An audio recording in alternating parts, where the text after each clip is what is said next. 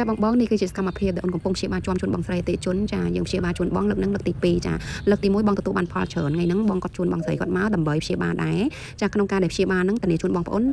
ព្យាបាលម្ដងទទួលបានផលតិចបំផុតបាន 50% ដែរណាបងណាចាអូនពិតជាសូមអរគុណបងស្រីច្រើននិងបងបងអតិថិជនទាំងអស់គ្នាដែលគាត់តែងតែអញ្ជើញមកទទួលសេវាកម្មគាត់ទទួលបានផលអញ្ចឹងទៅគាត់ជួយណែនាំបងប្អូនមិត្តភ័ក្តិអញ្ជើញមកបន្តណាបងចា